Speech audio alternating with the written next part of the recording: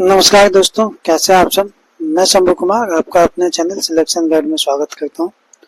उम्मीद है आप सब अच्छे होंगे और आप लोगों का एग्जाम का प्रिपरेशन भी अच्छा चल रहा होगा। दोस्तों, जैसा कि आप सबने न्यूज़ देखा होगा, आरआरबी के एमएलबीएशन का आरआरबी जो था उसका मर्जर हो गया। जितने भी स्टेट में एक से ज़्यादा आरआरबी काम कर रहा था उन सबका मर्जर कर दिया गया है और अब एक सिंगल आरआरबी हर स्टेट में काम करेगा। जो गवर्नमेंट का इनिशिएटिव था वन स्टेट वन आरआरबी का, जो कॉन्सेप्ट था वन स्टेट वन आरआरबी, उसको एप्लीकेबल करने के लिए गवर्नमेंट ने नोटिफिकेशन दे दिया है, जिसके जैसा कि शॉर्ट्स मैंने एक बनाया था उसको आपने देखा ही होगा।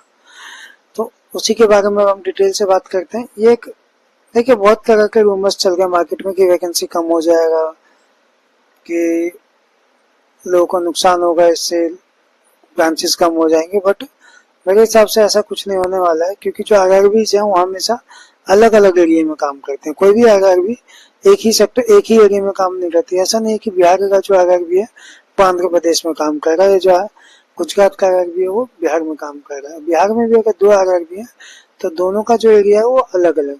तो इस सभी डाउट को मैं क्लियर करूंगा आपके, तो वीडियो को एंड तक देखिएगा, जिससे कि मैं आपको लास्ट में इसका बता पाऊँ कि एग्जाम का प्रिपरेशन कैसे करना है, क्या बेनिफिट्स होते हैं, क्या पर्क्स है, वो सब।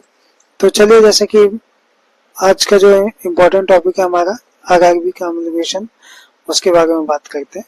देखिए, आंध्र प्रदेश में 4 आरआरबी काम कर रहे थे। आंध्र प्रगति ग्रामीण बैंक, दूसरा चैतन्य गोदावरी ग्रामीण बैंक, तीसरा सप्तगिरी ग्रामीण बैंक, चौथा आंध्र प्रदेश ग्रामीण विकास बैंक।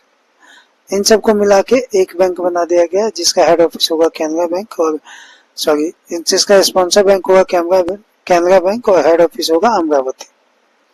तो अब इसका मतलब है कि 4 से 1 हो जाएगा, ठीक है। दूसरे स्टेट आते हैं बिहार के ऊपर। तो बिहार की जब हम बात करते हैं तो बिहार में दो आरआरबी काम कर रहा था। एक था डीबीजीबी दक्षिण बिहार ग्रामीण बैंक, यूबीजीबी उत्तर बिहार ग्रामीण बैंक।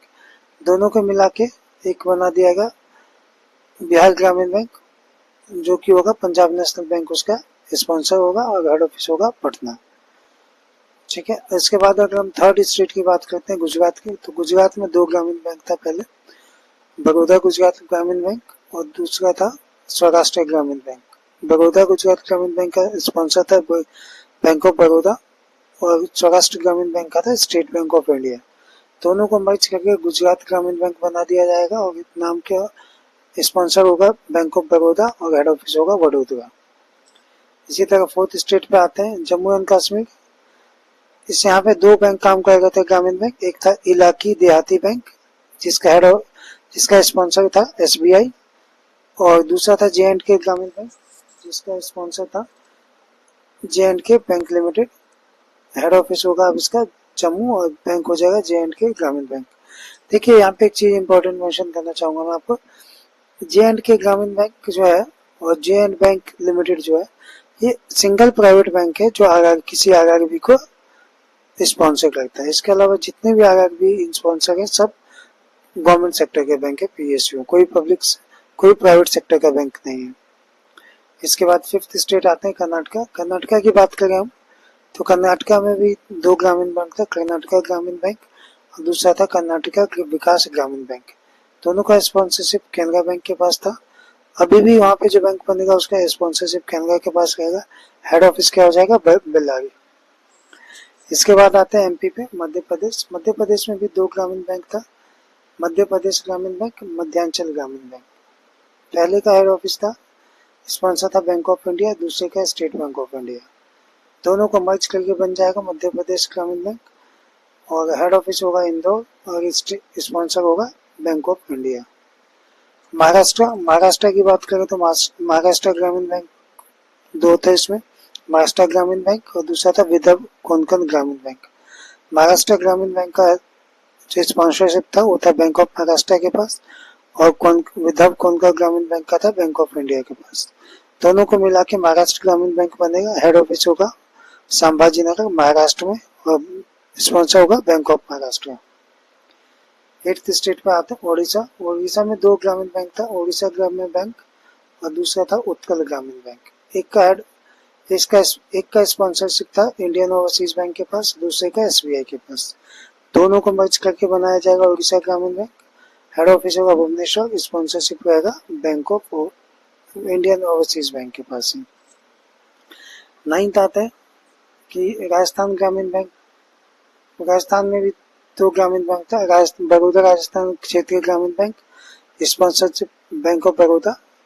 दूसरा था राजस्थान मरुधरा ग्रामीण bank, state bank of India के पास था। दोनों को मिला के ग्रामीण बैंक बनेगा राजस्थान ग्रामीण बैंक और हेड ऑफिस हो जाएगा जयपुर। स्पॉन्सर चला जाएगा बैंक ऑफ बड़ौदा के पास। तेलंगाना की बात करते हैं। तेलंगाना में 2 ग्रामीण बैंक थे। आंध्र प्रदेश ग्रामीण विकास बैंक, जिसका तेलंगाना वाला पार्ट था यहाँ पे, स्पॉन्सर एसबीआई। दूसरा था तेलंगाना ग्रामीण बैंक, उसका भी स्पॉन्सर था स्टेट बैंक ऑफ इंडिया।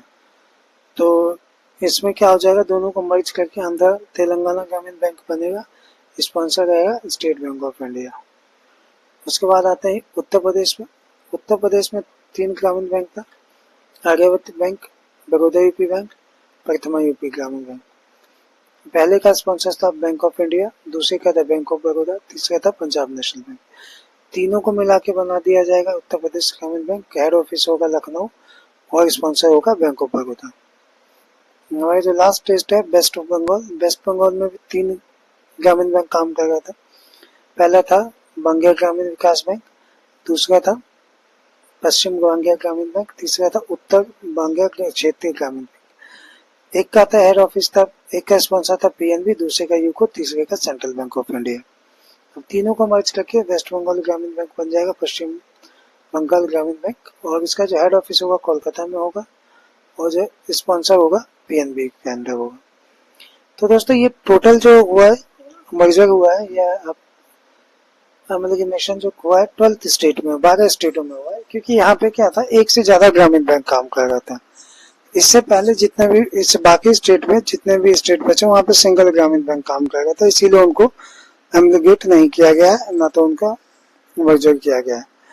इसके साथ साथ एक चीज और मैं आपको क्लियर करना चाहूंगा, इससे बहुत ज्यादा वैकेंसी पे कोई असर नहीं पड़ने वाला है कि आपका वैकेंसी कम हो जाएगा। क्योंकि ग्रामीण बैंक जैसा मैंने स्टार्टिंग में बताया आपको, अलग अलग एरिया में काम करता है। अगर बिहार में या बंगाल में ही किसी भी स्टेट में अगर ग्रामीण बैंक काम कर रहा है, मैं सपोज दैट बिहार में बात करते हैं, तो बिहार में जो डीबीजीपी का एरिया है और जो बीजीबी का एरिया है था, मतलब यूबीजीबी का, वो दोनों अलग अलग है। एक नॉर्थ बिहार में काम कर रहा था, एक साउथ बिहार में काम कर रहा था। ऐसा ही हर स्टेट में है।